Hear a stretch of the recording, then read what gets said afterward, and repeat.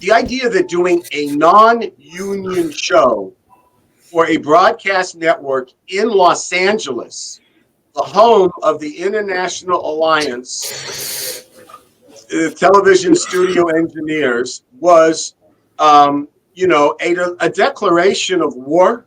This was, early 1990 when they're making the pilot.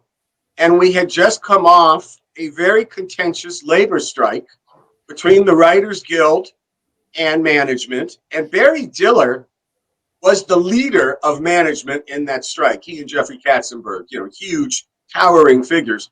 And he was pissed off at the whole creative community. And so we're going to break the union, and we're going to do it this way with this crew, which they were not able. If Larry would write a script, or I would write a script today, and people would budget it out and say, it's going to take you 11 hours to shoot this. But this crew had no ability to do that.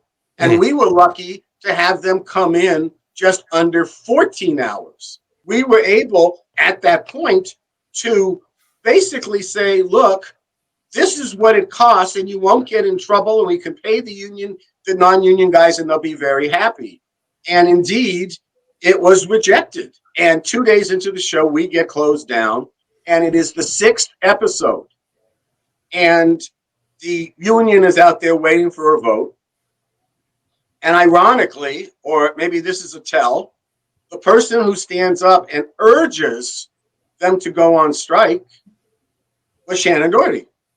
She was caught up in the emotion of it. It's an emotional time, and that was foisted on this crew that could never make this, window, this 14-hour day. They were working so hard and not getting overtime. Wasn't great. So they were susceptible for strike too, right from the start. But the other person who then spoke was me. And I just told the crew, if you guys vote to go on strike, you might as well strike the sets.